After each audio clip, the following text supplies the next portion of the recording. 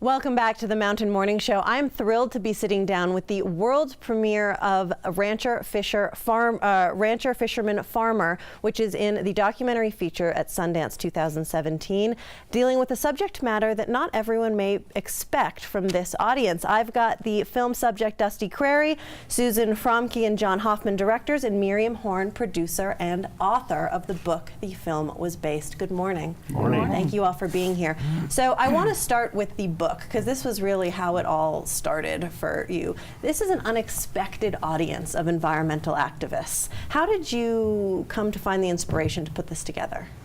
Well, partly it goes way back in my life to spending a lot of time on a farm in California as a kid with a really far-sighted farm family, and then working for the Forest Service in Colorado and meeting ranchers and loggers that were doing really a lot to protect the landscape that they loved. And I've worked for Environmental Defense Fund for 13 years, and we work regularly with large-scale food producers, people who work in the heartland, who you don't actually think of as the stereotypical environmentalists, Sure. but know the land and love the land and have this long view of, multi-generational view and really care for the land. Well, and this is an incredibly large population that is a little bit hidden. You think of environmental activists, of these incredibly liberal, maybe coastal people that aren't the ones actually producing our food, doing the mass production, but this group is some of the most passionate because their livelihood depends on it. Dusty, when you were approached to be part of this movie, what were some of your first thoughts?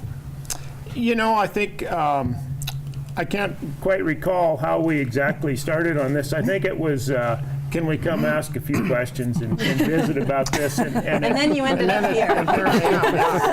So in about 4 years' time, here we are. So, and we had been working on several different conservation initiatives on the Rocky Mountain front in Montana, and we had spoken with numerous folks about either reporters or journalists to do different stories that were interested in this. And so I don't think I quite understood that Miriam was writing a big book. I thought maybe this was going to be a short book, but it turned out. You didn't know what you signed up for. No. This went from book to movie to film festival. But it's been really good experience, and they're great folks to work with. So. Well, I think it must be really gratifying to finally have a voice and an audience for a large group that I think is being ignored in the environmentalism movement.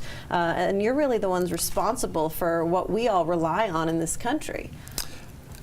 There is, and I think I really admire Miriam for bringing this out, because there's a lot of this goes on that people don't realize. There's a lot of collaborative efforts between a lot of different stakeholders all over the country, and they're doing great things that are custom designed for what they need to do in their area with pretty much all the stakeholders involved, and so you get a better product rather than a top-down approach, and it's a lot of work, takes a lot of time, and folks are pretty devoted to it, and they have a lot of ownership in it, and so the product coming out the other end oftentimes is a good fit for the landscape and the people there. So absolutely. And as filmmakers, I want to ask, in this political climate, today, especially, environmental activism, a lot of people are saying this should not be a political issue. This should be a bipartisan. This is our world. These are our resources. How important was it for you, the timing of getting this book to the big screen right now?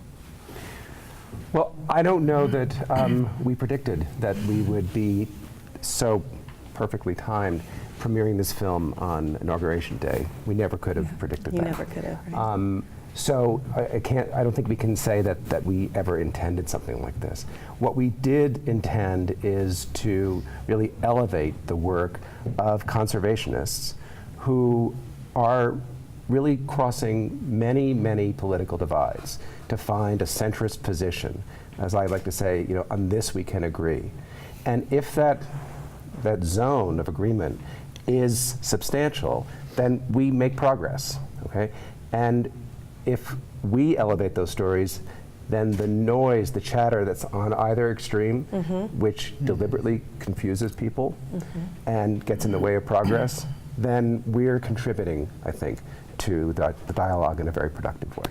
I want to show a preview of the film so everybody can take a look. Rancher, Farmer, Fisherman. Let's take a look. I have to say, when Tom Brokaw speaks as well, you listen just a little bit more carefully. How brilliant was it to have him get involved with the project? You should answer that. Well, because John was the one who really came up with that I great had idea. that idea that he would be a very good voice. He is, he's a man of the country. He is one of the greatest voices that we have, as both representing us through very difficult times, and he's a great interpreter of history. And he is, from the Dakotas, but then became a Montanan, and a big landowner himself. So Sure. he has a very strong connection to the film and to the issues, especially that Dusty's been dealing with.